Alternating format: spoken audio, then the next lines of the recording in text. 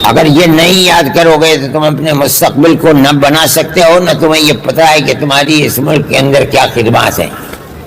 یاد رکھنا چاہیے، سننا چاہیے، پڑھنا چاہیے اور یہ جاننا چاہیے۔ میں یہ بات کہتا ہوں کہ ملک کی آزادی کا سب سے پہلا پتھر مسلمان اور علماء نے رکھا ہے۔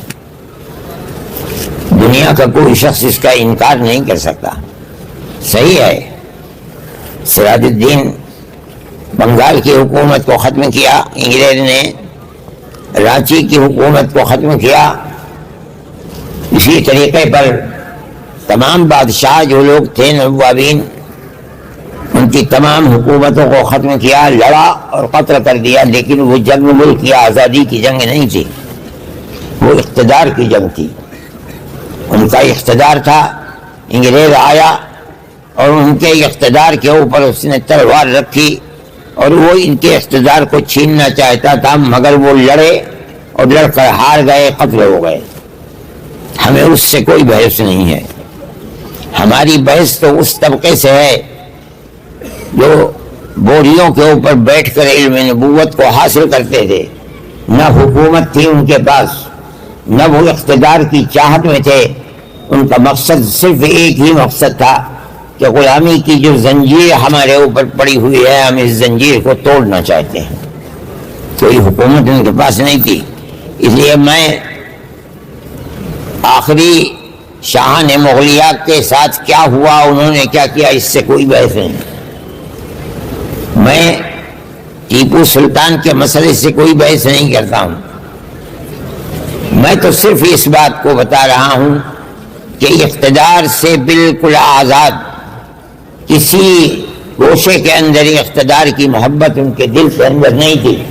ان کا مقصد صرف اور صرف یہی تھا کہ ملک کو آزاد کیا جائے تاکہ ہم اور ہمارے بعد آنے والی ہماری نسلیں آزادی کے ساتھ اپنے ملک کے اندر زندگی کو اختیار کر سکیں، اس کے سوا کچھ بھی نہیں تھا۔ ان میں کیا صورت پیش آئی اس کو یاد کرنا چاہیے۔ جب سن 1799 میں سلطان ٹیپو شہید ہو گئے، 2-3 سال کے اندر ملک کے جتنے نواب تھے سب کی چھاتی پر سوار ہو کر کے ان کو بھی انگریز نے اپنا غلام بنا لیا۔ تو سن 1803 میں اس نے یہ اعلان کیا کہ ملک بادشاہ سلامت کا ہے، جنتا اللہ کی ہے، لیکن اس ملک کے اندر حکومت آج سے ایسٹ انڈیا کمپنی ہماری ہے حکومت۔ ملک کی تقدیر یہاں سے آ کر کے بدلی ہے، یہاں وہ اعلان ہوا ہے کہ ہم حاکم ہیں، ہندوستان کا ہر شخص، ہندو ہو، مسلمان ہو، سکھ ہو، پارسی ہو، سب ہمارے غلام ہیں۔ کسی کے اندر ہمت اور جرأت نہیں تھی کہ انگریز جیسی حکومت کو زبان کھول کر کے یہ کہتا کہ تم غلط کہہ رہے ہو، ہم آزاد ہیں، یہ ملک ہمارا ہے۔ بڑے بڑے نوابین، راجا مہاراجا تھے، سب کو سانپ سونگھ گیا، کوئی کچھ نہیں کر سکا۔ آپ اپنی تاریخ کو پڑھیے، اسی دن حضرت شاہ ولی اللہ صاحب محدث دہلوی کے بیٹے حضرت شاہ عبدالعزیز صاحب محدث دہلوی نے یہ اعلان کیا کہ ملک غلام ہو گیا، آج ہمارا غلامی سے ملک کو آزاد کرنا ہر مسلمان کا فرض ہے۔ آپ اپنے بزرگوں کی اس تاریخ کو یاد کیجیے۔ اگر یہ نہیں یاد کرو گے تو تم اپنے مستقبل کو نہ بنا سکتے ہو، نہ تمہیں یہ پتہ ہے کہ تمہاری اس ملک کے اندر کیا خدمات ہیں۔ یہ اعلان سب سے پہلے ایک عالم نے کیا ہے، شاہ عبد القادر صاحب، شاہ عبدالعزیز صاحب کا مدرسہ تھا، اس کے آثار آج بھی ہیں، لیکن شاہ عبد القادر صاحب جس مسجد کے اندر رہتے تھے وہ مسجد اکبری بیگم کی مسجد تھی۔ کہا جاتا ہے کہ یہ اکبر کی بیٹی تھی جس نے اس مسجد کو بنایا تھا۔ لال قلعہ اور جامع مسجد کے درمیان میں تھی یہ مسجد۔ یہاں بیٹھ کر کے اکابر نے، ان علماء نے ایک عام فیصلہ کیا کہ ملک آج غلام ہو گیا، اس کے لیے جہاد آزادی ہر فرد کا فرض ہے۔ آپ اپنی اس تاریخ کو نہیں جانتے۔ کوئی شخص، بڑے سے بڑا نواب اور بڑے سے بڑا راجا، اپنی زبان کے اندر یہ طاقت نہیں رکھتا تھا کہ یہ کہہ دے کہ ملک کی آزادی کے لیے جہاد کر رہے. یہی بوریا نشین لوگ تھے جنہوں نے یہ بات کہی. انہیں اس کی سزا ملی. ان کی جائیدادوں کو قرق کر لیا, ان کے مدرسوں کو ویران کر دیا. جس مسجد کے اندر سے اعلان کیا گیا تھا اس مسجد کو توڑ کر دفن کر دیا گیا. کس جرم کے اندر؟ یہ کیسے کہہ رہے ہیں کہ ملک کی آزادی ہمارا کردار ہے, ہمارا فرض ہے, ہم ملک کو آزاد کریں گے. ان کو اپٹن ایک چیز لگا دی گئی جسم میں, جس کے ان کا جسم سفید ہو گیا. ان کو ایسا زہر کھلایا گیا جن سے شاہ عبدالعزیز صاحب محدث دہلوی کی آنکھیں کوئی بینائی چلی گئی اور وہ اندھے ہو گئے. شہر بدل کر دیا گیا, لیکن کسی طرح سے پھر اس کے بعد وہ دہلی چلے آئے. آپ کو معلوم نہیں, ان کے بارے میں یہ چیز مشہور ہے کہ وہ تپتی تپتی دھوپ میں جامع مسجد کے تپتے ہوئے پتھر کے اوپر, آپ نے دیکھا ہوگا پتھر ہے, ننگے پیر اس کے اوپر دوڑا کرتے تھے. یہ کیا تھا؟ ملک کی آزادی کی جہاد کے لیے اپنے آپ کو تیار کرتے تھے. یہ آپ کے بزرگوں کی تاریخ ہے جس کو آپ نہیں جانتے. یہ اعلان ہی نہیں کیا انہوں نے, بلکہ اپنے شاگرد ایک اور ایک ان کے خاندان کے ایک فرد سید احمد شہید بریلوی, جو حضرت علی میاں صاحب مرحوم کے آباء و اجداد میں ہیں, تقیہ رائے بریلی کے رہنے والے تھے, اور شاہ اسماعیل شہید رحمۃ اللہ علیہ, ان دونوں کو تیار اپنی زندگی کے اندر کر دیا ہزار مصیبتوں کے باوجود. حضرت شاہ عبدالعزیز صاحب محدث دہلوی 1824 کے اندر انتقال فرما گئے رحمت اللہ علیہ, لیکن اپنے 2 شاگردوں کو تیار کر گئے تھے. ان لوگوں نے پورے ہندوستان کا دورہ کیا. آج کی طرح نہ ہوائی جہاز تھے, نہ اور کوئی راستہ تھا. جہاں دریا تھے وہاں کشتیوں کے اندر سفر. ان کا مظفر نگر تک آنا یہ ثابت ہے, اور گھوڑوں کا باندھنا وہاں رہنا یہ بھی ثابت ہے. بلکہ بالکل جنوبی ہندوستان میں کیرلا تک پہنچنا یہ بھی ثابت ہے تاریخ سے. کیوں وہ سفر کیا؟ کوئی کاروبار تھا ان کا؟ نہیں. انہوں نے مسلمانوں کو یہ بتایا کہ تم غلام ہو گئے ہو, تم اپنی غلامی سے آزادی کس طرح حاصل کر سکتے ہو. یہ تمہارے آباء و اجداد کی تاریخ ہے. غازی پور گئے, وہاں ایک شخص نے کہا کہ میں اپنی اولاد کو دیتا ہوں اسی لیے تاکہ وہ اپنے آپ کو جہاد میں آپ کے ساتھ کر کے وہ شہید ہو جائے. چنانچہ خدا نے اس کی بات کو قبول کر لیا, اور اس نے بہت بڑی رقم جو آج 50 کروڑ روپے کے برابر ہو سکتی ہے حضرت شاہ صاحب کو دی. چنانچہ جو لوگ بالا کوٹ کے میدان میں شہید ہوئے ہیں, غازی پور کے اس جوان کا بھی ذکر ہوتا ہے. باپ نے جو نیت کی تھی اللہ نے اس کی نیت کو قبول فرما لیا. میرے بھائی, سب سے پہلی آواز مسجد سے اٹھی, اس مسجد کو شہید کر دیا گیا. آج بھی اس مسجد کے نشانات موجود ہیں, اور اتفاق یہ ہے 6 7 8 سال پہلے پتہ نہیں کس جگہ کس وقت کھود رہے تھے, اس مسجد کے آثار آ گئے.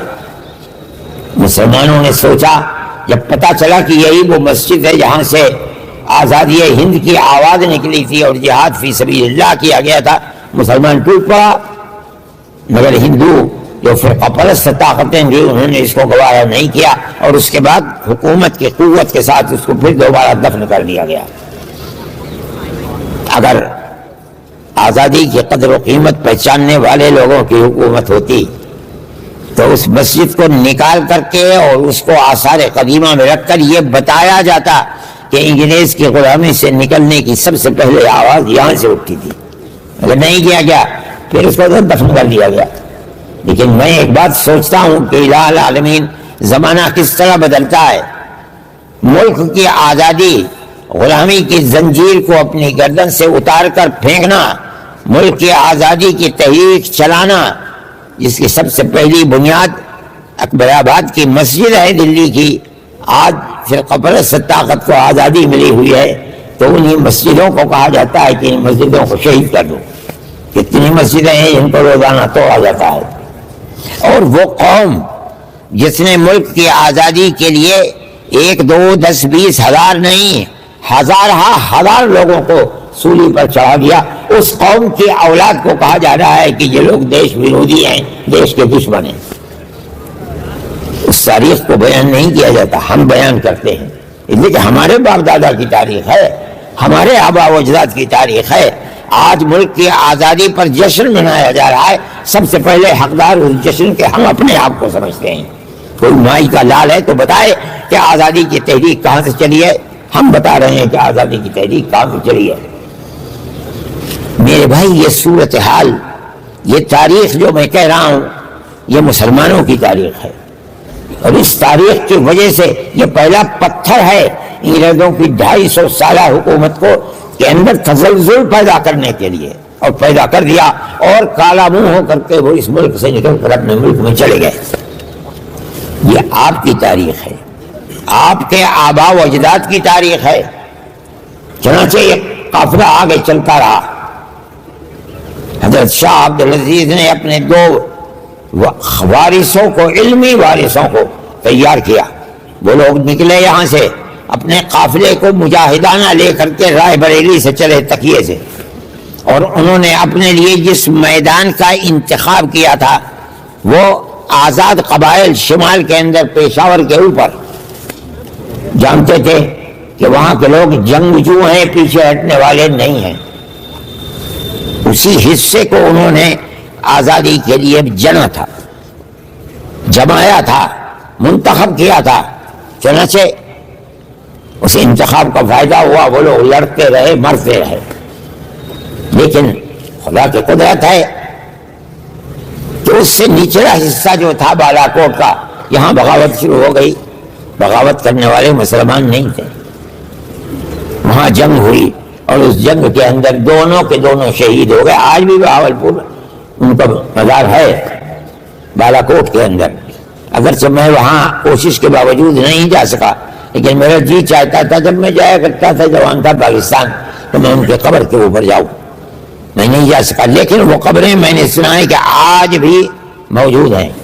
یہ ہمارے آبا و اجداد کی تاریخ ہے، لیکن ان دونوں کے شہید ہونے کے بعد ظاہر ہے کہ میدان جنگ کا رخ تبدیل ہو گیا۔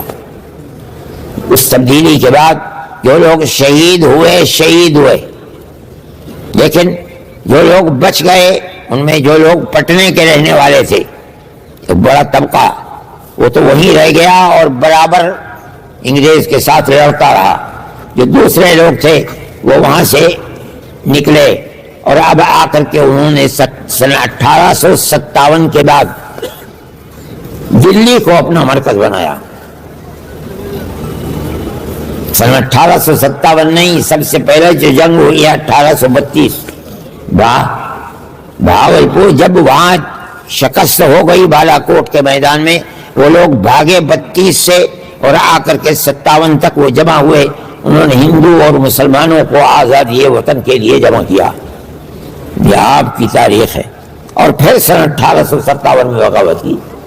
اس کے اندر ہمارے اکابر حضرت گنگوہی، حضرت نانوتوی، ان کے پیر و مرشد حضرت مولانا حاجی امداد اللہ صاحب مہاجر مکی، مولانا منیر الدین صاحب، یہ لوگ اس کے ہیرو تھے۔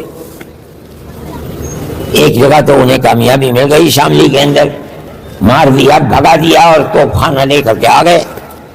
لیکن انگریز نے اپنی طاقت اپنے بلبوتے پر نہیں، بلکہ ہندوستان کی وہ قومیں، وہ لوگ جو ان کے ملازم تھے، نمک خوار تھے، ان کو سب کو آگے کھڑا کر دیا۔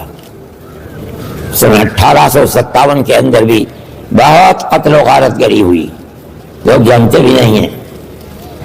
میں پرسوں نرسوں مراد آباد میں تھا، میں قبرستان ہے وہاں گنج شہیدوں کا خزانہ، یہ قبرستان وہی ہے جو سن 1857 میں جو مسلمانوں کو انگریز نے قتل کیا تھا، ان کی لاشوں کو وہیں رکھ کر کے قبر کے اندر دفن کیا گیا۔ اس کا نام ہی پڑ گیا گنج شہیدہ۔ نواب منجو خان، یہ مراد آباد کے نواب تھے، انگریزوں نے ان کو پکڑ لیا، وہ انگریز کے مخالف تھے۔ تو بعض لوگ تو کہتے ہیں انہیں زندہ کو بھٹی کے اندر ڈال دی گیا، مر گئے، جلا گئے دی۔ بعض لوگ کہتے ہیں کہ ان کو زندہ، ان کے جسم کو انگریز نے رسی سے اپنے گھوڑے کے پیر میں باندھ کر اور اس کو دوڑایا، ان کے جسم کے ٹکڑے ٹکڑے ہو گئے اور مر گئے۔ مسلمان کی تاریخ ہے۔ تم نے کیا کیا، تمہارے آباء و اجداد نے اس ملک کے لیے کیا کیا ہے؟ جس قوم کو اپنے آباء و اجداد کی تاریخ یاد نہیں اور معلوم نہیں، وہ قوم کچھ بھی نہیں کہہ سکتی، فنا ہو جائے گی۔ یہاں میرٹھ کے اندر جن لوگوں نے 1857 میں مخالفت کی ہے، 151 یا 152 لوگوں کو پھانسی پر چڑھایا گیا۔ مورخین کہتے ہیں ان میں اکثریت علماء کی تھی۔ سن 1857 کے اندر صرف دلی کے اندر 32 یا 33 ہزار مسلمانوں کو پھانسی پر چڑھایا گیا ہے۔ کون مسلمان؟ جس کی شکل و صورت سے یہ پتہ چلتا تھا کہ یہ عالم دین ہے۔ انگریز یہ جانتا تھا کہ جب تک ان کا بیج مار نہیں دیا جائے گا تب تک ہم حکومت ملک کے اوپر نہیں کر سکتے۔ 33 ہزار مسلمانوں کو قتل کیا، اور لال قلعے کے سامنے جتنے درخت ہیں ان کی لاشوں کو اسی کے اوپر لٹکا دیا گیا، سبق سکھلانے کے لیے جو ہماری مخالفت کرے گا اس کا انجام یہ ہوا۔ یہ مسلمان کی تاریخ ہے۔ آپ کو اپنی تاریخ کو یاد رکھنا چاہیے۔ آپ کو اپنی تاریخ نہ معلوم ہے، اور یہ بھی کیا ہے خدا جانے۔ اس زمانے کے اندر چونکہ وہ انگریز کا زمانہ تھا، اس لیے دارالعلوم دیوبند کی بنیاد رکھی گئی۔ اس کے نظام تعلیم اور نصاب تعلیم کے اندر مسلمانوں کی آزادی ملک کے لیے جو تاریخ ہے نصاب تعلیم میں، وہ تاریخ نہیں رکھی جا سکی۔ اس لیے کہ 1866 کے اندر دارالعلوم آباد ہوا، قتل و غارت گری کے دروازے کھلے ہوئے تھے۔ اس کے نصاب تعلیم کے اندر کوئی ایسا مضمون رکھنا کہ جس سے لوگوں کے اندر جہاد آزادی وطن زندہ رہے ممکن نہیں تھا، اس لیے وہ نصاب نہیں ہے۔ اس کا انجام یہ ہے کہ ہم اور ہماری اولاد اس سے غافل ہے۔ سنیے، 1857 کے اندر جب اتنی بڑی تعداد قتل ہو گئی، اب مجاہدین آزادی ختم ہو گئے، آئندہ جہاد آزادی وطن کے لیے کون اٹھے گا اور کہاں سے لائیں گے لوگوں کو؟ حضرت نانوتوی رحمۃ اللہ علیہ، حضرت گنگوہی رحمۃ اللہ علیہ جیل میں چلے گئے۔ ان سب لوگوں نے مل کر کے خدا جانے کس طرح حاجی صاحب کو چھپتے چھپاتے بمبئی، اور بمبئی سے جہاز میں بیٹھا کر مکہ سے گئے۔ بہت عمر رسیدہ تھے، ان کو بھجوا دیا مکہ معظمہ میں۔ حضرت نانوتوی رحمۃ اللہ علیہ انگریز کی پکڑ سے رہے دیوبندی میں اور قرب و جوار میں، مگر ان کی پکڑ میں آ نہیں سکے۔ 3 سال تک مستقل ان کو تلاش کیا جاتا رہا، اور مسلمانوں کی تباہی بربادی کے لیے دروازے کھلے ہوئے تھے، برباد کیا جاتا رہا۔ 3 سال کے بعد عام معافی کا اعلان ہوا، تب حضرت گنگوہی رحمۃ اللہ علیہ جیل سے نکلے اور حضرت نانوتوی رحمۃ اللہ علیہ باہر آئے۔ لیکن آپ دیکھیے، یہ لوگ باہر آئے، ابھی تک دارالعلوم دیوبند کا کوئی وجود نہیں تھا۔ ان لوگوں نے عجیب و غریب ماجرا دیکھا۔ باپ ہزاروں کی تعداد کے اندر قتل کر دیے گئے، کچھ چھوڑ کر نہیں مرے۔ ماں اپنی عزت و ناموس کی حفاظت کیے ہوئے گھر میں بیٹھی ہے، گھر میں کھانے کے لیے کچھ نہیں ہے۔ اپنے بچوں کو باہر نکالا، بیٹا بھیک مانگ کر کے لاؤ، جو کوڑی 2 کوڑی پیسے 2 پیسے مل جائیں، اس سے اپنا اور ہمارا گھر والوں کا پیٹ بھرے۔ اس صورتحال کے اندر مسلمان نے 1857 کے بعد اپنی زندگی گزاری۔ کیا مطلب ہے اس کا؟ سمجھو، جب آزادی ملی اور آئے تو اس چیز کو دیکھ کر یہ نہیں ہوا کہ بیٹھ جاتے اپنے گھر کے اندر یا ہندوستان چھوڑ کر کسی دوسرے ملک میں چلے جاتے، یہی رہے۔ اور عجیب و غریب ماجرا دیکھا کہ چرچ کے لوگ انگریز باہر ہیں اور وہ بچے کے ہاتھ کو پکڑتے ہیں جو بھیک مانگ رہا ہے، اور اس کی ماں سے کہتے ہیں یہ بچہ ہمیں دے دو، ہم اس بچے کو مفت کھلائیں گے، پلائیں گے، کپڑے دیں گے، رکھیں گے، کھانا دیں گے، اور اس کو پڑھا لکھا کر کے ملازمت دیں گے۔ اس ملازمت کے بعد یہ اپنا پیٹ بھی پالے گا، تمہارا پیٹ بھی پالے گا۔ اور ماں مسکین جس کے پاس کچھ بھی نہیں ہے، وہ اس بچے کو انہیں دے دیتی ہے۔ ان لوگوں نے آ کر اس کو دیکھا تو برداشت نہیں کر سکے، جس کا مطلب یہ ہے کہ جس باپ نے ملک کے اندر آزادی کے جہاد میں اپنے آپ کو پھانسی کے تختے پر چڑھا لیا، آج اسی کی اولاد انگریز کی وفادار اور غلام بن رہی ہے۔ جو کھلائے گا، پلائے گا، رکھے گا، اڑائے گا، پہنائے گا، وہ اولاد انہی کے غلام بن کر کے اٹھے گی، اور جب اوپر بڑھے گی تو اس کو ملازمت بھی ملے گی۔ برداشت نہیں کر سکے یہ لوگ۔ اسی وقت 9 سال کے بعد دارالعلوم دیوبند کی بنیاد رکھی 1866 میں، 57 میں جنگ ہوئی، اور اس دارالعلوم کی بنیاد 1866 میں رکھ دی گئی، اور بالکل اسی طرح اپنا بچہ ہمیں دو، ہم مفت میں پڑھائیں گے، لکھائیں گے، کھانا دیں گے، اس کو رہنے کے لیے جگہ دیں گے، اس کو عالم دین بنائیں گے۔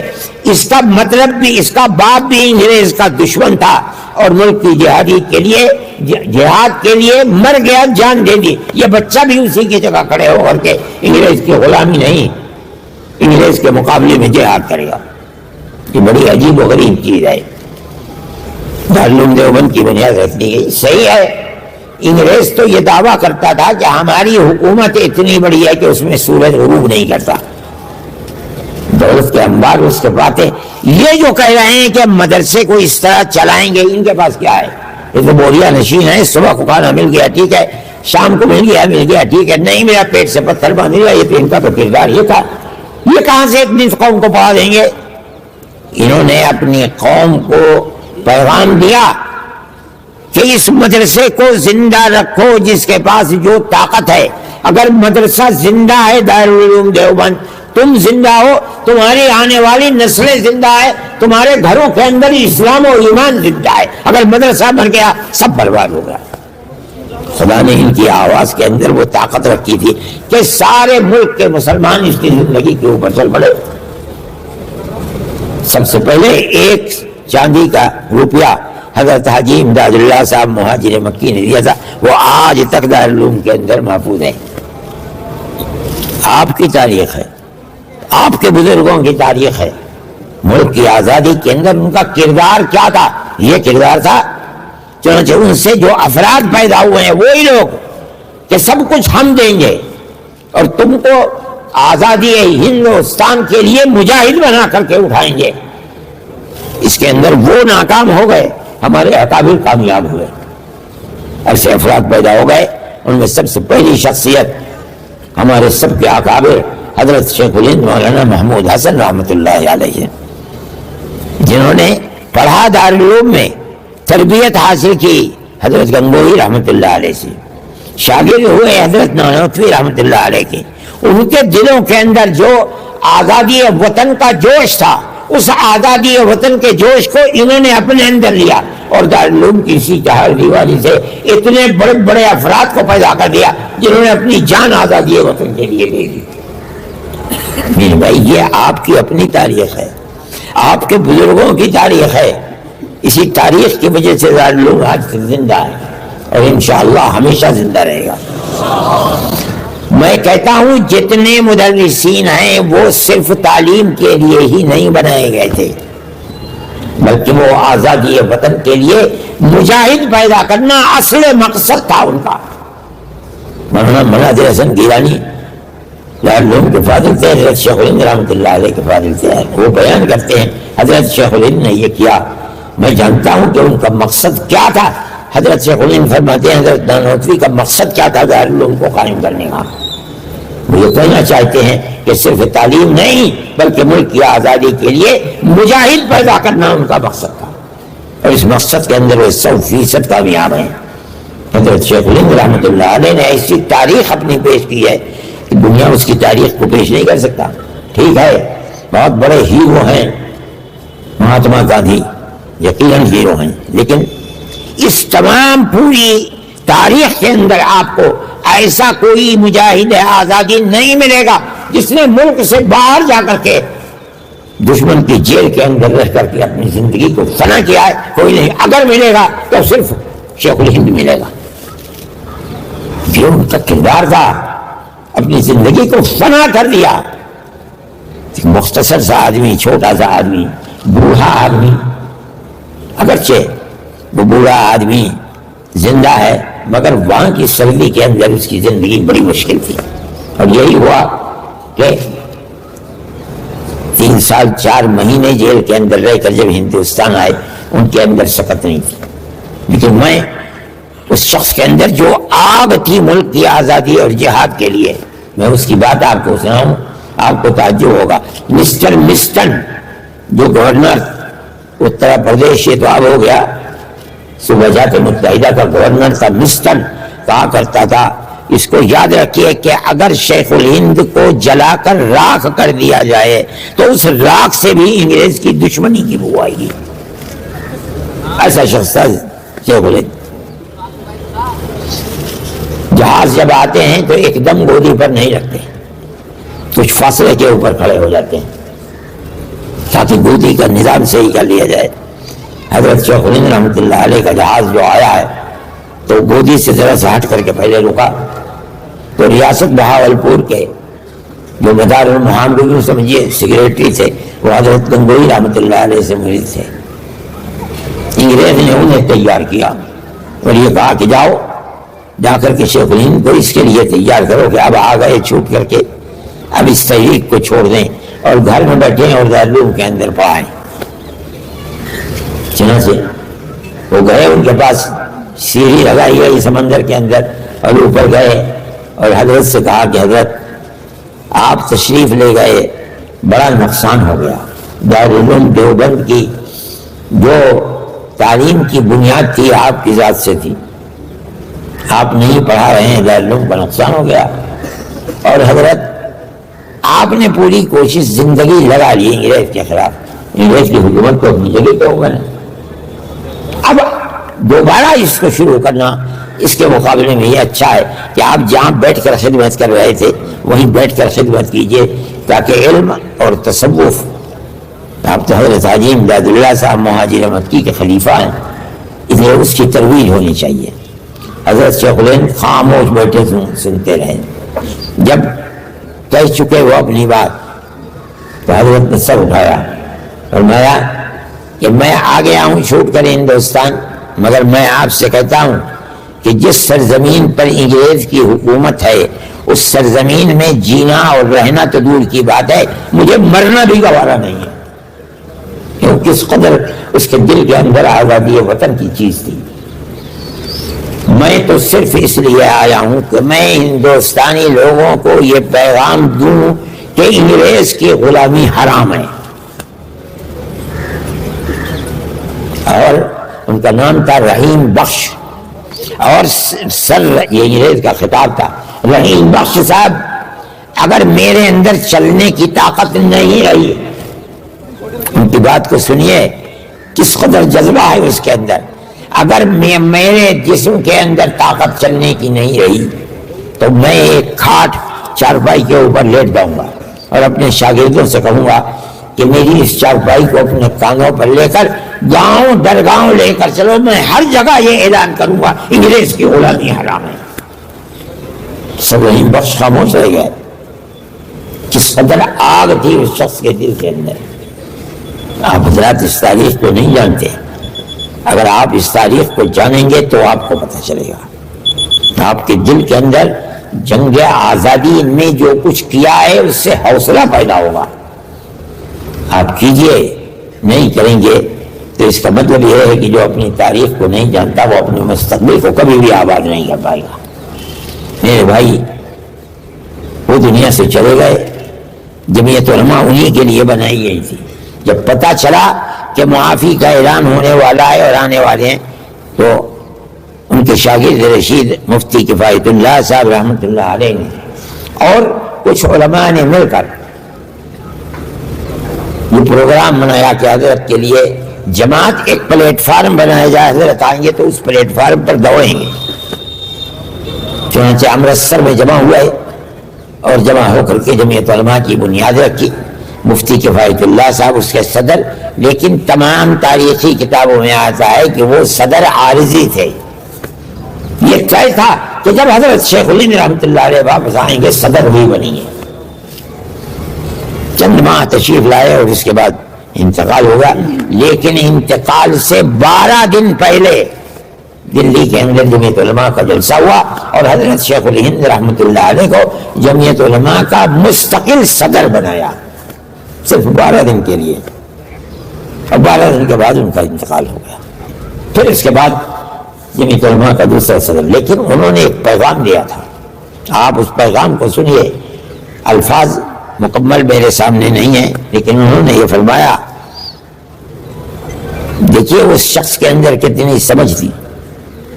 علماء کام کر رہے تھے مدرسوں کے اندر، مسجدوں کے اندر، انہوں نے ایک پیغام دیا، انہوں نے یہ فرمایا کہ اسلام صرف پڑھنے پڑھانے کا نام نہیں ہے، اقتصادیات، سیاسیات، جنگ و جدال، یہ سب اسلام نے ان کو گھیر رکھا ہے۔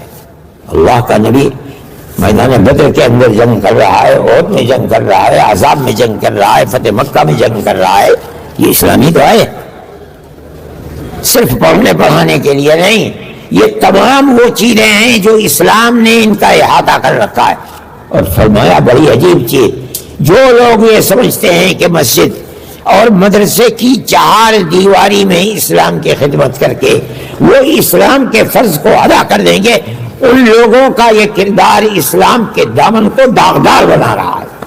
شیخ الہند کے سوا کوئی نہیں کہہ سکتا تھا یہ بات، اور اس کے 12 دن کے بعد اس دنیا سے چلے گئے، لیکن اپنے ان شاگردوں کو چھوڑ کر گئے جن شاگردوں نے ملک کی آزادی کے لیے قربانیاں دی۔ میں کہتا ہوں مدرسوں کی اصل بنیاد یہ ہے۔ میں ایک مرتبہ ایک قصہ میں آپ کو سناتا ہوں، سہیل صدیقی ہیں جن کو پارلیمنٹ نے اقلیت کے اسکولوں کے لیے حق دیا تھا کہ جس کو چاہیں اقلیتی کردار دے دیں، ابھی ہیں زندہ ہیں، بوڑھے بہت ہو گئے ہیں، اور بعض وزراء تھے بہار کے اور بھوپال کے، کانگریس کا زمانہ تھا، انہوں نے یہ طے کیا کہ ہم تمام مدارس کو ایک کمیٹی بنائیں جس کے اندر تمام مدارس کو سمیٹ کر اس کا ممبر بنائیں، اور 800 کروڑ روپے کا بجٹ بنایا، ان لوگوں کو ہم دیں گے۔ چنانچہ مسلمان بھی ایسے لوگ تھے کہ جو ان کے دام فریب میں آ گئے، اور وہ اجتماع میرے پاس بھی دعوت نامہ آیا اور بھی لوگوں کے پاس آیا، مگر ان لوگوں نے انکار کر دیا، وہ سمجھتے تھے کہ کیا ہوگا، میں نے کہا کہ میں تو جاؤں گا۔ اتفاق یہ میں بھول گیا، ایک وکیل صاحب آئے میرے پاس، کہا بھائی وہاں نہیں گیا، تو مجھے یاد آیا، میں گھر میں گھسا اور ایک جوڑا کپڑا بریف کیس میں رکھا اور فوراً رکشہ پکڑا، یہ 9:30 بجے سپر فاسٹ ٹرین جاتی ہے، میں اس سے دلی پہنچ گیا۔ صبح سے دوپہر تک کی مجلس تو پوری ہو چکی تھی، زور کے بعد پھر دوسری مجلس تھی، اس مجلس کے اندر میں پہنچ گیا اور میں پیچھے بیٹھ گیا دیکھنے کے لیے کہتے کیا ہیں۔ اس کے اندر جو لوگ تھے ہال بھرا ہوا تھا، اپنے لوگ تھے مگر صبح سے سن رہے تھے، اور کوئی کہتا تھا کہ آپ تو مائی باپ ہیں اور آپ نے اتنا بڑا بجٹ بنا دیا، ہمیں چندے کی ضرورت نہیں ہوگی اور ہم یہ کریں گے اور وہ کریں گے، چنا کریں گے، سب دم بخود، اس لیے کہ منسٹر بیٹھے ہوئے ہیں، وہ خود کہہ رہے ہیں کہ آپ آئیے اور ہمیں ٹرسٹ بناتے ہیں، اس ٹرسٹ کے اندر سے آپ کو امداد ملے گی۔ مجھ کو انہوں نے آگے بلا لیا، بعض اساتذہ معلوم میں تھے، مرحوم ہو گئے وہ سب جو اس کی تائید میں تھے۔ میں جب بیٹھا تو مجھ سے انہوں نے شاید 1 یا 2 آدمی بولے، اور اس کے بعد جماعت اسلامی کے حساب سے وہ بولے کہ مدرسوں کے اوپر ہاتھ ڈالنا یہ بڑا خطرناک ہوگا، میرے خیال میں مدرسوں کو اس سلسلے سے آزاد رکھا جائے۔ اس کے بعد انہوں نے مجھے دے دیا، میں نے 10-15 منٹ تقریر کی، میں نے کہا کیوں آپ کے دل کے اندر درد ہے مدارس کے سلسلے میں؟ مدارس تو آپ سے امداد کے طالب نہیں ہے، 100-150 سال ہو گئے ہیں مدارس کو، مدارس بڑھ تو رہے ہیں، گھٹ تو نہیں رہے ہیں، تو آپ کو کیا اس کی فکر ہے کہ آپ یہ کہتے ہیں؟ آپ کو یہ معلوم نہیں کہ مدارس کا کردار کیا ہے؟ اور میں نے ان کو بتایا کہ اسی دلی کے اندر 33,000 مسلمانوں کا قتل کیا گیا، ان کی اولاد در بدر گھومتی تھی، بھیک مانگتی تھی لوگوں سے، انہی اولاد کو پکڑا اور پکڑ کرتے ملک کی آزادی کے لیے مجاہدین پیدا کرنے کے لیے سب سے پہلا ادارہ 1866 میں دارالعلوم دیوبند بنایا گیا تاکہ ملک آزاد ہو جائے۔ سن 33 کے اندر سارے مجاہدین ختم ہو چکے تھے، اور دارالعلوم دیوبند سے سینکڑوں ہزاروں مدرسے بن گئے، لیکن اصل بنیادی مقصد کیا ہے؟ ملک کی آزادی۔ آپ کیوں چاہتے ہیں کہ آپ مدارس کو اپنا تابع دار بنا دیں؟ آپ اگر آج دیں گے تو کل کو آپ لیں گے بھی چھوڑ نہیں سکتے۔ وہ جو وزیر بیٹھے تھے کہنے لگے کہ ہم وعدہ کرتے ہیں کہ اب کبھی کوئی دخل نہیں دیں گے مدرسے۔ میں نے کہا آپ ٹھیک کہتے ہیں جو کہتے ہیں، لیکن میرے بھائی آج آپ کہہ رہے ہیں آپ وزارت کی جس کرسی پر بیٹھے ہوئے ہیں، مجھے بتائیے کہ 3 سال گزرنے کے بعد دوسرا الیکشن آ جائے گا، آپ اسی کرسی پر بیٹھے رہیں گے؟ حکومت آپ کی ہے، الیکشن کے اندر چلی جاتی ہے، دوسری آ کے بیٹھ جاتی ہے۔ آپ تو مجھے ضمانت 3 سال کی نہیں دے سکتے، اور میرے دل کے اندر یہ جذبہ ہے کہ اگر میں قیامت تک زندہ رہوں گا تو مدرسوں کی خدمت کرتا رہوں گا، چلاتا رہوں گا۔ میری آپ سے کس بنیاد پر مساوات ہوگی؟ میری کوئی مساوات آپ سے نہیں ہوگی۔ آپ کیوں؟ آپ دیں گے تو مدرسوں کی اینٹ اکھاڑ کر پھینک دیں گے۔ میں نے کہا ان سے کہ مدرسے اور مسجد یہ دونوں ہمارا دین ہے۔ اگر مسجد کے اندر نماز پڑھی جاتی ہے، مدرسوں میں نماز پڑھنا سکھلایا جاتا ہے۔ اگر اعتکاف کیا جاتا ہے، مدرسے اعتکاف کرنا سکھلاتے ہیں۔ اگر قرآن مسجد میں پڑھا جاتا ہے، مدرسے قرآن پڑھنا سکھلاتے ہیں۔ آپ یہ چاہتے ہیں کہ اسلام کی شعاع کو بجھا دیں، چراغ بجھ جائے، ہم اس کے لیے تیار نہیں ہیں۔ ہم آپ سے 1 پیسہ نہیں لیتے۔ ہماری قوم جس حال کے اندر ہے، 100 سال سے 150 سال سے مدرسوں کو چلا رہی ہے۔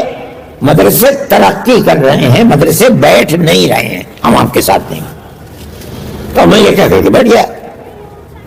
میرے بعد ایک اور صاحب، میرے ذہن میں نام نہیں رہا ہو، انہوں نے کہا آپ نے مجھے ارشد کے بعد وقت دے دیا، آپ پہلے مجھے دیتے تو میں بولتا۔ اب انہوں نے، ہمارے لوگ تو بیٹھے ہوئے تھے مگر بیچارے بل روخا پہنچتے ہیں۔ بھوپال کے مفتی عبدالرزاق بھی بیٹھے ہوئے تھے، وہ پٹھان آدمی ہے۔ وہ جو آدمی کھڑا ہوا میرے بعد، اس نے جہاں 1-2 منٹ کے بعد یہ کہا کہ مدرسوں نے اپنے کردار کو ختم کر لیا، مفتی صاحب خبیث کو نکال کر آ کے کرتا ہے، بڑے سخت کلمات۔ جب میں نے دیکھا کہ ماحول گرم ہو گیا تو میں نے سہیل صدیقی صاحب کے ہاتھ پہ ہاتھ رکھا، اچھا میں تو جاتا ہوں۔ تو وہ مجھے پکڑ لیا، انہوں نے خدا کے لیے بیٹھے رہو، اس مجمع کو ہم نہیں سنبھال پائیں گے۔ میں نے مفتی صاحب کہا کیا کر رہے ہو یار، ختم کرو بات کو، آپ اپنی بات کہیے۔ میں یہ کہتا ہوں کہ کہیے، لیکن دوسرے کی سنیے بھی وہ کیا کہہ رہا ہے۔ یہ کوئی بات نہیں ہے کہ آپ کی مرضی کے مطابق ہو تو آپ سنیں، مرضی کے مطابق ہونا سنیں۔ ہم نے اپنے کردار کو پیش کر لیا، ان حضرات کو دیجیے موقع۔ چنانچہ انہوں نے کہا کچھ اور فول بچی، لیکن صدر کانگریس نے اس کے بعد کہا کہ تم نے کس بھیڑ کے چھتے کے اندر اپنے ہاتھ کو دے دیا، اس موضوع کو ختم کرو۔ وہ موضوع ختم ہو گیا الحمدللہ۔ مدرسوں کا کردار یہ ہے، یہ مت سمجھیے کہ صرف مدرسے پڑھانے کے لیے ہیں۔ حضرت نانوتوی رحمۃ اللہ علیہ کا مقصد کیا تھا؟ شیخ الہند بتا رہے ہیں، کوئی نہیں جانتا، میں جانتا۔ کیا مطلب؟ علم ہے، لیکن بنیادی طور پر مجاہدین جو 30-32 ہزار کی تعداد کے اندر صرف دلی میں، ورنہ سنبھل، مراد آباد، میرٹھ، یہ دیوبند سے 3-4 میل کے اوپر پلاس اور سانپڑا ہے، آگ لگا کر ختم کر دیا گیا تھا، پوری آبادی ختم کر دی گئی۔ دیکھیے علماء کے ساتھ تھے، اس تاریخ کو کوئی جانتا ہی نہیں ہے، نہ آپ لوگ پڑھتے ہیں نہ آپ لوگ جانتے، لیکن جانیے ملک کے اندر ہمارا یہ کردار تھا۔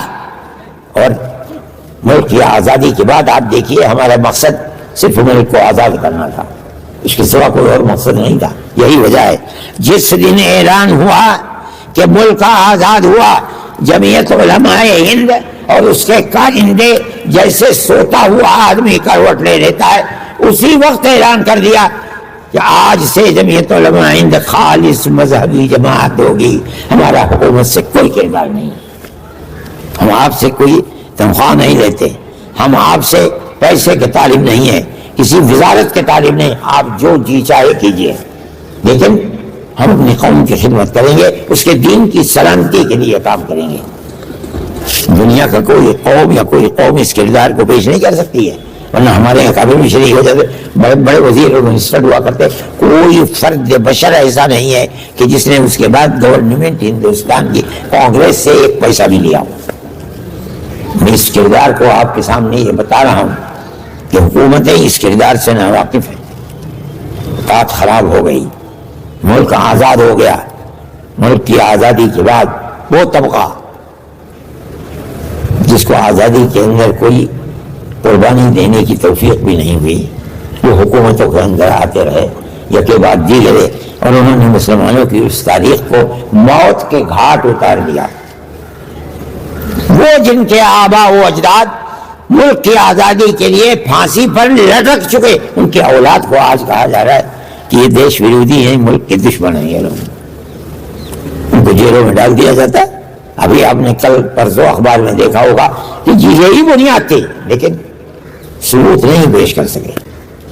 حالانکہ ثبوت ہونا چاہیے، ثبوت نہیں پیش کرے کبھی ہائی کورٹ ورنہ سپریم کورٹ میں آزاد کر دیتا ہے کہ کوئی ثبوت مہیا نہیں ہوا چلے جائیے. میں ایک دفعہ راہل جی کے پاس گیا. راہل ظاہر کی گاندھی فیملی کے لوگ تھے، نہرو فیملی کے لوگ تھے، ان کی سوچ چل رہی کہ میں نے ان سے کہا کہ آپ کیا کر رہے ہیں، فائدہ کیا ہے آپ کے اس عمل سے جو آپ کر رہے ہیں. وہ قوم جس قوم نے ملک کی آزادی کے لیے قربانی دی ہے، جس کو آپ نہیں جانتے، آپ کی ماں نہیں جانتی ہوتے، یہاں کے رہنے والے نہیں تھے. اگر آپ کے نانا زندہ ہوتے، دادا زندہ ہوتے تو وہ آپ کو بتاتے کہ مسلمان نے کیا کردار پیش کیا ہے. آپ کیا کردار پیش کر رہے ہیں، مسلمان کے ساتھ کیا ہو رہا ہے آپ نہیں جانتے. بہت میری بات چیت ہوئی اور میں نے یہ کہا کہ میری ایک تجویز ہے، آپ اس تجویز کو دیکھیے. یہ مسلمان بچے اگر مر جائیں مہینے 2 مہینے سال 2 سال کے اندر، باپ اور ماں کو ان کے موت کے بعد دنیا میں زندہ رہتے ہیں اور بھول جاتے ہیں کہ جوان بیٹا تھا مر گیا. یہ صورت کہ وہ 10 سال 15 سال 20 سال 26 سال سے جیل کے اندر زندہ ہے، ماں باپ روتے روتے اندھے ہو جاتے ہیں. آپ کا کیا کردار ہے اس کے اندر؟ اس وقت کانگریس کی حکومت تھی. یعنی میں کیا کہنے کا، میری 2 تجویزیں ہیں. میں مقدمے لڑتا ہوں، جمعیت علماء مقدمات ان کی لڑتی ہے، اور آخر میں ہمیں جواب یہ مل جاتا ہے کہ ثبوت نہیں تھے، اس لیے 10 سال 15 سال 18 سال کے بعد آپ کہتے ہیں باعزت بری ہو گیا. یدی آپ نے باعزت بری کر دیا ہمیں خوشی ہوتی ہے، لیکن یہ بتائیے اس کی زندگی تو آپ نے برباد کر دی، اب یہ کرے تو کیا؟ تو کیا کیا جائے؟ میں نے کہا اس کی 2 صورتیں ہیں.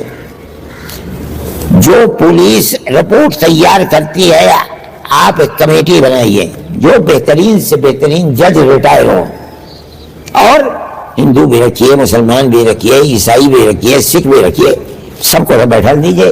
جو پولیس کی رپورٹ ہے وہ رپورٹ پہلے ان کے سامنے آئے، پہلے یہ فیصلہ کریں کہ آیا یہ رپورٹ سچی ہے، اس کے جو اندراجات ہیں مندرجات ہیں کیا واقعی صحیح ہیں یا غلط ہیں. اگر صحیح ہیں ہمیں کچھ لینا دینا نہیں، آپ چوراہے پر کھڑے ہو کر کے گولی مار دیجیے اس کو، ہم نے آپ سے کہیں گے آپ نے کیوں مار دیا. لیکن اگر نہیں ہے تو آج فیصلہ کر لیجئے کہ یہ رپورٹ اس لائق نہیں ہے. 18 سال تک جیل میں ڈال کر کے اس کو اور اس کے ماں باپ اور اولاد کو قتل مت کیجیے. کہنے لگے اچھا دیکھو میں کیا کرتا ہوں. مجھ سے کہا میں یہ لسٹ دو. میں لسٹ کے لیے جمعیت علماء کے بعد لسٹ نہیں تھی کہ پورے ہندوستان میں کتنے لوگ جیلوں کے اندر بند ہیں. میں نے اخبارات میں اشتہارات دیے، ٹیلی فون سے جہاں جہاں لوگ تھے ان کو فون کیا، اور میں نے کہا کہ جو آدمی جیل میں ہے وہ اور کس جیل میں ہے، اس پر دیش ورودھی کے الزام ہیں، کیا کرتا تھا وہ، اس کے مقدمے کی پیروی کون کر رہا ہے، اور اس کے موبائل کا فون نمبر مجھے دیجیے. لاکھوں روپیہ خرچ ہو گیا، لیکن اس کے بعد مجھے ایک لسٹ ملی. میں نے اس لسٹ کو مرتب کیا. 17 سال سے یہ نام ہے ان کے، یہ ہیں. آگے اسی لائن میں لکھ دیا فلاں جیل کے اندر ہے، یہ اس کا نمبر ہے، اور اس کا مقدمہ یہ آدمی لڑ رہا ہے، یہ اس کا نمبر ہے. اور 16 سال کے اندر اتنے لوگ ہیں، 15 سال میں اتنے لوگ ہیں، 14 میں اتنے لوگ ہیں، 13 میں اتنے ہیں، 12 میں اتنے ہیں، 10 میں. 10 کے بعد میں نے ان کے نام دے دیے. اچھی خاصی لسٹ تھی. پھر گیا میں، کھڑے ہو کے دیکھا اسے غور سے. کہا کہاں سے لائے تم یہ؟ میں نے کہا اس کے لیے میں نے لاکھوں روپیہ خرچ کیا اس لسٹ کو بنانے میں. میں نے کہا دیکھو میں کیا کرتا ہوں. میں نے کہا ہو سکتا ہے کچھ ہو جائے. میرے پاس اگلے دن ڈپٹی ہوم منسٹر راجستھان کا تھا، اس کا فون آیا کہ میں ملنا چاہتا ہوں. میں نے کہا آپ مت آئیں, میں آؤں گا ملنے کے لیے. میں سمجھ گیا کہ یہ کیوں کر رہے ہیں. راہل نے ان سے کہا تھا, انہوں نے مجھ سے ملنا چاہا. اگر آپ آئیں گے تو 10 آدمی اپنی ضرورتوں کے لیے میرے پیچھے کھڑے ہو جائیں گے, میں آپ کے یہاں جاؤں گا, کسی کو پتہ بھی نہیں چلے گا. آئی بھی اور دوسرے افسران انہوں نے سب بیٹھا رکھے تھے. میں نے کھڑے ہو کر کے جو بات کی میں نے ان کے سامنے کی. میں نے کہا کہ یہ صورتحال ہے, جن لوگوں کو گرفتار کیا جاتا ہے جب وہ آزاد ہو جاتے ہیں ہائی کورٹ اور سپریم کورٹ میں پہنچتے ہوئے, اس کا مطلب یہ ہے کہ پولیس کی بنائی ہوئی رپورٹ بے معنی ہے. آپ آج فیصلہ لے لیجئے اس کا اور یہ کمیٹی بنا دیجئے. سب خاموش رہے. منسٹر نے کہا کہ ٹھیک ہے, یہ بات ٹھیک ہے, اب ہم اس کے اوپر کام کریں گے. لیکن میں یہ کہتا ہوں کہ ملک کے اندر فرقہ پرستی ایسا ننگا ناچ رہی ہے کہ چند ہی مہینے گزرے تھے کہ ناپائل ہو گیا, پتہ ہی نہیں ہے کہاں وہ. اب نکال کے باہر کر دیا. یہ ملک کی فرقہ پرستی کی طاقت ہے, ملک کو چلانے والی یہ طاقت نہیں. یہ ملک تو برباد ہو رہا ہے. ہمیں افسوس ہوتا ہے کہ ہمارے باپ دادا نے جس ملک کے لیے انگریز کی 9 10 سال کی جیل کاٹی ہے, ان کی ان قربانیوں کے بعد ملک جا کہاں رہا ہے. اس وقت ڈالر کی قیمت کیا ہے آپ کو معلوم ہے؟ 92 روپے کا $1 ہے. میں نے وہ دن خود دیکھے ہیں, کیش کرائے ہیں. میں حضرت کے ساتھ گیا تھا 1955 میں حج کے لیے. مدینہ منورہ میں ہندوستان کا 100 روپیہ دے کر کے ہم خریدتے تھے ریال, 108 ریال. ہندوستان کے پیسے کی قیمت زیادہ تھی, 108 ریال ہمیں ملتے تھے. آج یہ صورت یہ ہے کہ 26-27 روپے کا یا 25-27 کا 1 ریال ہے. کیا قیمت ہے؟ آپ کسی کو 100 روپیہ دیجئے کہ اس کے ریال دے پھینک دیتے, اٹھا کے لے جاؤ.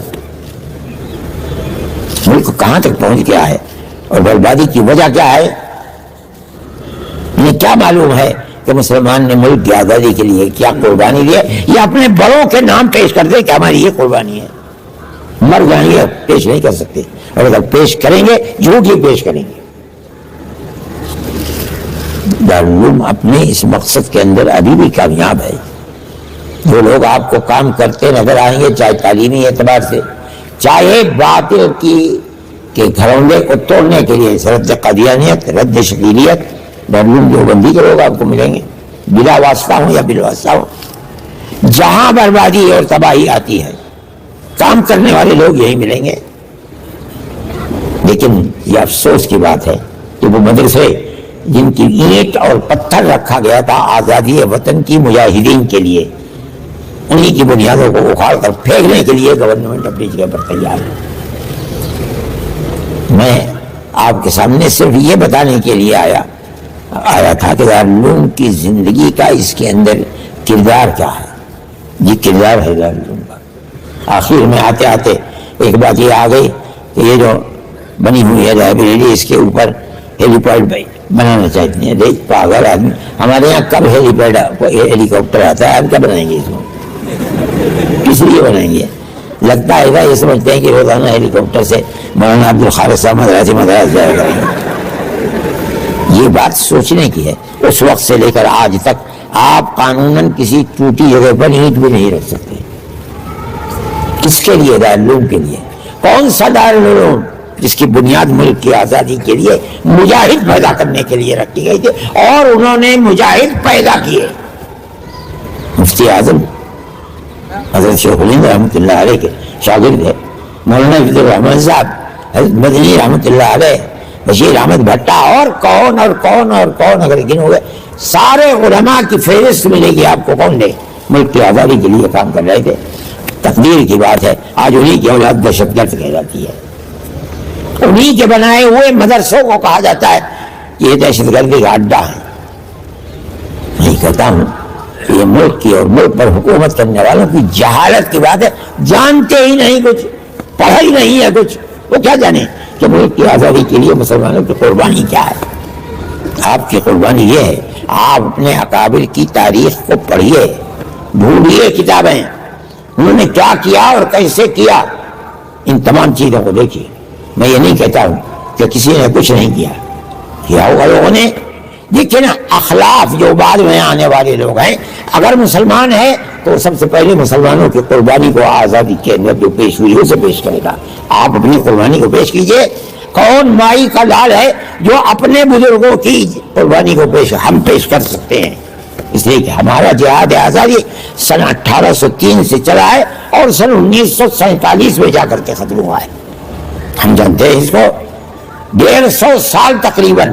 کانگریس تو سن 1880 کے اندر پہلا جلسہ ہوا ہے کانگریس کا، اور میں آپ کو بتاتا ہوں مولانا محمد میاں صاحب مرحوم کی کتاب کے اندر کانگریس کے سلسلے میں کانگریس کی بنیاد ملک کی آزادی کے لیے نہیں تھی۔ کانگریس تو خود کہتی ہے کہ ہمارے 1832 اور 1857 کے دو جہاد جو انگریز کے خلاف تھے، اس کی وجہ سے جو ہندوستان اور ملکہ برطانیہ کے درمیان میں غلط فہمی پیدا ہوئی ہے، کانگریس اس غلط فہمی کو دور کرنے کے لیے بنائی جا رہی ہے۔ کہاں زمین و آسمان کا فرق ہے؟ جمعیت علماء کی بنیاد ہے ملک کو آزاد کرانا، انگریز کے منہ کو کالا کرنا۔ کانگریس کی بنیاد یہ نہیں تھی۔ لوگوں نے پوچھا حضرت گنگوئی رحمۃ اللہ علیہ سے کہ ایک جماعت پیدا کی گئی ہے جس کے اندر ہندو شریک ہے، انہوں نے بنائی ہے، کیا مسلمان اس میں شریک ہو سکتا ہے؟ حضرت گنگوئی رحمۃ اللہ علیہ نے کہا جس طرح کاروبار زندگی میں مسلمان اور ہندو شریک ہو کر کام کر سکتے ہیں، اسی طرح اس جماعت کے اندر بھی کام کر سکتے ہیں بشرطے کہ دین کو کوئی نقصان نہ پہنچے۔ اس فتوے کا نام ہے نصرت الابرار، ہوگا دارالعلوم کے کتب خانے کے اندر، اب تو بازار میں نہیں ملتا ہے، لیکن بعض لوگوں نے تاریخیں لکھی ہیں، ان تاریخوں کے اندر نصرت الابرار کا ذکر ہے۔ یہ حضرت گنگوئی رحمۃ کانگریس، میں نے آپ سے کہا آپ غور کیجئے، کانگریس ملک کی آزادی کے لیے نہیں بنائی گئی تھی، غلط فہمی دور کرنے کے لیے بنائی گئی تھی۔ حضرت گنگوئی رحمۃ اللہ علیہ نے فتویٰ دے کر آزادی دے دی کہ گھسو، اور گھس کر کانگریس کی بنیاد کو ختم کر کے اپنی بنیاد کو قائم کرو۔ چنانچہ اس طرح کانگریس میں مسلمان گھسا، اور وہ لوگ علماء ہی تھے، انہوں نے گھس کر کانگریس کے جس مقصد کے لیے ختم کر کے آزادی وطن کے اوپر کانگریس کو لا کے کھڑا کر دیا۔ یہ کام مسلمان کا ہے، جمعیت علماء کا ہے۔ جمعیت علماء جماعت اعتبار سے تو بنی ہے 1919 میں کانگریس کے وجود کے بعد، لیکن وہ طبقہ جو برسر پیکار تھا علماء کا، وہ تو 80 سال پہلے بن چکا تھا، جس پر شاہ عبدالعزیز صاحب محدث دہلوی نے اعلان جہاد کیا تھا۔ اور اس اعلان جہاد کی اتنی طاقت تھی کہ کانگریس کو اپنے رخ کو پلٹنا پڑا، اور جو جمعیت علماء کہتی تھی اور علماء کہتے تھے اسی پر آنا پڑا۔ اس چیز کے اوپر قائم نہیں رہ سکے ہو۔ میرے بھائی یہ آپ کا کردار ہے۔ حضرت گنگوئی رحمۃ اللہ علیہ کا یہ فتویٰ در حقیقت یہی تھا کہ گھسو، تنہا مسلمان ملک کو آزاد نہیں کرا پائے گا، کانگریس کو اپنی گود میں بیٹھا لو اور اس کے مقصد کو تبدیل کر دو، جہاں تم کھڑے ہو اپنے ساتھ میں لا لو۔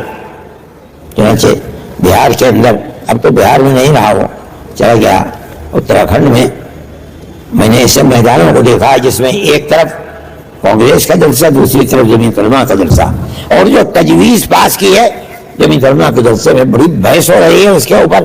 کانگریس تجویز پاس نہیں کر سکی، جب انہوں نے تجویز کو پاس کیا تب اس تجویز کو کانگریس پاس کر سکی ہے۔ اس طرح سے انہوں نے کانگریس کو اپنے ہاتھ کے اندر لیا۔ یہ آپ کی تاریخ ہے، آپ کے بزرگوں کی تاریخ ہے، آپ اس کو نہیں سمجھتے ہیں۔ میں کہتا ہوں سمجھنا چاہیے، پڑھنا چاہیے، تاکہ آپ کے دل کے اندر حوصلہ اور قدر پیدا ہوگی۔ آپ کے بزرگوں نے کیا کیا ہے ملک کے لیے، قربانی کیا دی ہے۔ لیکن میرے بھائی زمانہ بدل گیا، اب جو لوگ ہیں وہ ملک کو، وہ پرانی تاریخ جو مسلمان کی تاریخ تھی، ہر تاریخ کو مٹا رہے ہیں۔ نصاب تعلیم کے اندر اپنی سچی جھوٹی تاریخ کو لوگ گرا کر رکھ رہے ہیں، اور وہ سچی تاریخ جو مسلمانوں کی آزادی وطن کی تاریخ، اس تاریخ کو آگ لگا رہے ہیں۔ میں یہ کہتا ہوں کہ یہ چیز ہے آپ نے آج یہاں جمع ہو کر کے، بہت دیر ہو گئی ہے اور مجھ سے بولا بھی نہیں جاتا ہے زیادہ، 10:30 ہو گئے ہیں، میں نے آپ کے سامنے جو بیان کیا ہے، میرے دل میں یہ بات آتی ہے کہ طلبہ علوم کو اس سلسلے کے اندر اپنی تاریخ کو پہچاننا چاہیے۔ اگر آپ نہیں اپنی تاریخ کو جانیں گے تو آپ اپنے مستقبل کو آباد نہیں کر پائیں گے، یاد رکھیے گا۔ آپ کے اندر حوصلہ پیدا ہوگا، آپ یہ کہہ سکیں گے کہ ملک کی آزادی کے لیے تم نے کام کیے ہیں، تو بتاؤ کیا کام ہے تمہارا؟ ہم جس چیز کو کہہ رہے ہیں اس کو دیکھو۔ میرے بھائی، یہ چیز ہے اصل، آپ لوگ آئے، اس کے اندر شریک ہوئے، بڑی اچھی بات ہے۔ اس طریقے کے مواقع کے اوپر ہر قوم اپنے بزرگوں کی قربانیوں کو پیش کرتی ہے۔ ہم بھی ایک قوم ہیں ملک کے اندر، ہم اپنے آباء و اجداد کی قربانی کو پیش کرتے ہیں۔ انہوں نے کیا کیا کیا ہے، اگر میں بتاؤں گا تو بہت وقت لگے گا، میرے اندر ہمت بھی نہیں بتانے کی۔ آپ حضرات کو پڑھنا چاہیے، اس طرح کی کتابوں کو تلاش کر کے ان کتابوں کو پڑھنا چاہیے، اپنے آباء و اجداد اور اساتذہ کے اساتذہ کی تاریخ کو پڑھنا چاہیے۔ میں یہ بات کہہ رہا ہوں آپ کو، کوئی چیز اس میں چھپی ہوئی نہیں ہے۔ یقیناً وہ لوگ بھی یہاں بیٹھے ہوئے ہوں گے، یقیناً جو میری اس تقریر کو ریکارڈ کر کے اور اپنے مرکز تک بھیجے، میں نے کوئی چوری کی بات نہیں کہی ہے، یہ تو کتابوں میں لکھی ہوئی باتیں ہیں۔ ہم جو کہتے ہیں ہمارا سینہ اتنا بڑا ہے، 52 انچ کا نہیں، 100 انچ کا ہے ہمارا سینہ، اس وجہ سے کہ ہمارے آباء و اجداد نے ملک سے غلامی کی زنجیر کو نکالا اور حکومت کرنے والوں کے چہرے کے اوپر کالک پوت دی۔ کوئی اور اس کی نظیر پیش نہیں کر سکتا۔ میں آپ کو بتاؤں، گاندھی جی کو مہاتما بنانا حضرت شیخ الہند رحمۃ اللہ علیہ کا کام ہے، آپ نہیں جانتے ہیں۔ حضرت نے یہ بات کہی کہ کسی فرد کو ایسا بناؤ، مہاتما بنا کر کے، اور چونکہ مذہبی ملک ہے، جب یہ نکلے گا تو ہر طرف لوگ اس کے اوپر جھکیں گے، اور وہ ایسا آدمی ہونا چاہیے جو ملک کی آزادی کے لیے اپنے کردار کو پیش کرتا ہو۔ چنانچہ نام آئے، مگر ان لوگوں کے نام آئے جو پنڈت تھے۔ حضرت نے فرمایا تو پنڈت تو خود اپنے آپ کو سب سے بڑا سمجھتا ہے ہندوستان میں، آپ نے اگر اس کو دے دیا تو یہ کیا بات ہوئی؟ کسی غیر پنڈت کو دو۔ چنانچہ گاندھی جی کا نام آیا سامنے، اور اسی کو ان کو مہاتما کا خطاب دیا، اور مولانا فرنگی مالی ان کو ساتھ دیا، جمعیت علماء نے چندہ دیا، اس کے اندر پیسے مہیا کیے، اور اس کے بعد سارے ملک کے اندر مہاتما کی حیثیت سے مولانا فرنگی مالی کے ساتھ ساتھ انہوں نے دورہ کیا، تب مہاتما گاندھی مہاتما بنے۔ تو آپ سمجھیے اس تاریخ کو، یہ پاکیزہ تاریخ ہے جو آپ کی تاریخ ہے۔ اللہ تعالی مدارس کی بھی حفاظت فرمائے، مساجد کی بھی حفاظت فرمائے، اور اس کے ساتھ ساتھ ہمارے ملک میں اس پیار و محبت کو پیدا اللہ تعالیٰ فرما دے جو 1400 سال سے تاریخ کو امتیازی شان دینے والی تھی، کہ گاؤں در گاؤں مسلمان اور ہندو ساتھ رہتا تھا، ہر ایک چاچا کہہ کر کے دوسرے کو بلاتا تھا، دکھ اور درد کے اندر پیار کے ساتھ اس کے اندر شریک ہونا ہمارا ایک طرح امتیاز تھا۔ آپ کو بھی اس طرح امتیاز کو قبول کرنا چاہیے، اور مسلمانوں کے ساتھ اور غیر مسلموں کے ساتھ، مذہب اس کا کچھ بھی ہو، پیار و محبت، عزت و آبرو کے ساتھ ملنا چاہیے اور اس کی حفاظت کرنی چاہیے۔ تب آپ اپنے باپ دادا کے مستقبل کے محافظ ہوں گے۔ میں ایک قصہ سنا کے ختم کرتا ہوں۔ حضرت رحمۃ اللہ علیہ جیل میں تھے، یہاں سہارنپور کی، بہت سی جیلوں میں رہے ہیں، سہارنپور میں رہے ہیں، مراد آباد کی جیل میں رہے ہیں، بریلی کی جیل میں رہے ہیں، الہ آباد کی جیل میں رہے ہیں، اور سابرمتی جیل میں رہے، گجرات میں۔ میں یہ بات کہنا چاہتا تھا کہ ان حضرات نے جس طریقے پر قوم کی خدمت کی ہے وہ بڑی عجیب و غریب چیز ہے۔ یہاں ہندو بھی تھے، مسلمان بھی تھے، سہارنپور میں جیل میں حضرت رحمۃ اللہ علیہ کی مجلس لگتی تھی، سب ہندو مسلمان جمع ہو جاتے تھے۔ آپ غور سے سنیں اور اس کردار کو اپنی زندگی میں اتاریں۔ 2-3 دن گزر گئے، ایک ہندو نہیں آئے۔ حضرت نے کسی سے پوچھا کہ بھئی کیا طبیعت خراب ہے ان کی، کہاں رہ گئے؟ طبیعت تو خراب نہیں، پوچھو کیوں نہیں آئے؟ اگر طبیعت خراب ہے تو میں جاؤں؟ انہوں نے آ کے کہا نہیں، طبیعت تو ٹھیک ہے ان کی۔ وہ خود آئے، آپ غور سے سنیے اس بات کو۔ حضرت نے فرمایا کیوں نہیں آتے ہیں آپ؟ کہنے لگے میں آپ کی مجلس میں نہیں آؤں گا، میں اگر آپ کی مجلس میں آؤں گا، آپ کی باتیں سنوں گا اور آپ کے کردار کو دیکھوں گا تو میں اپنے مذہب کو چھوڑ کر آپ کے مذہب کو اختیار کر لوں گا، اور میں اپنے مذہب کو چھوڑنا نہیں چاہتا، میں آپ کے پاس نہیں ہوں گا۔ یہ آپ کے اکابر کا کردار تھا، آپ اپنے اندر اس کردار کو پیدا کیجئے، ان کی تاریخ کو پڑھیے، تب جا کر کے آپ کی زندگی ان اکابر کے نہج کے اوپر چلنے والی زندگی بنے گی۔ اللہ دارالعلوم کی بھی حفاظت فرمائے، تمام مدارس اسلامیہ کی حفاظت فرمائے، مسجدوں کی حفاظت فرمائے، جو لوگ وابستہ ہیں مدارس اسلامیہ سے، اللہ ان کو اپنے اکابر کے نقش قدم پر چلنے کی توفیق عطا فرمائے، علم میں بھی برکت عطا فرمائے، عمل میں بھی برکت عطا فرمائے۔ وآخر دعوانا ان الحمدللہ رب العالمین۔ میرے بعد مولانا عبد الخالق